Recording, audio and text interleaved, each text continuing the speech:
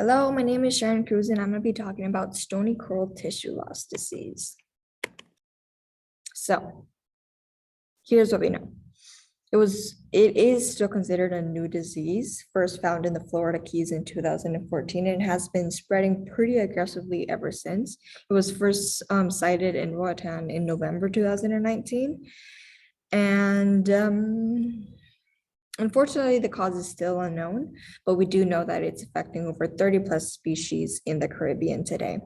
Of course, the symptoms includes that hard white line, really bright and irregular white blotches all over the colony. How do we correctly identify the disease? So this is what must be there. So first of all, you have to make sure that it's a susceptible species. We talked about there being over 30 plus species affected. So it has to be one of those. In Roatan, we work with 24 species. So it has to be in that list. And there has to be that bright white, recently dead tissue. Once there could be algae, but if it's all algae, no bright white, there's no way to absolutely be sure that it was or is stony coral tissue loss disease. And also remember, it's also very aggressive. So if one colony is sick, it is very likely that colonies around it will also be sick. It is in bonus points is if you see presence of forward-eyed butterfly fish, fireworms like that little buddy in that last slide, or any other predative species like damselfish, because they like to eat the tissue that is falling off the bright skeleton. So this is a list, well, a part of the list of the susceptible species. So I do realize that these scientific names mean nothing to you, but just like a little rundown, this is the scientific name. This is common names, which we do not use because they very different all over the Caribbean. And this is the scientific abbreviation. This is the most important part, the part you have to know, like when identifying corals. So how does it spread? We know it's a water-bound bacterial disease, so it spreads through the water, more specifically with the current. When divers go down and they're near the sick colonies or trading the colonies, and it can stick to their equipment, and then they go to a different dive site and work on some colonies there, and then become a transfer.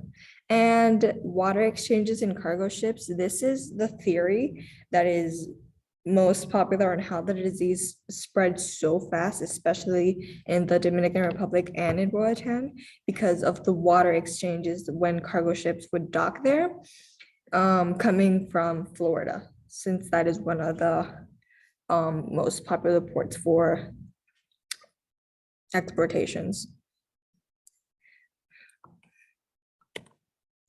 So how is it different than any other disease that is currently also affecting the Caribbean? So as we can see with black band, red band, and yellow band, they spread not bright white like stony coral tissue loss. They have that hard black line or hard red line, and yellow band disease is a little tricky, but if you really focus, you can see the faint yellow. It's not exactly bright white.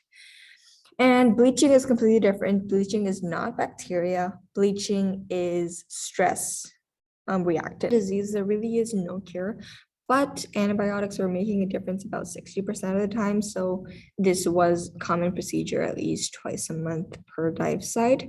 So as you can see, we mix the epoxy with the antibiotic, and then we apply it as a paste around the active site.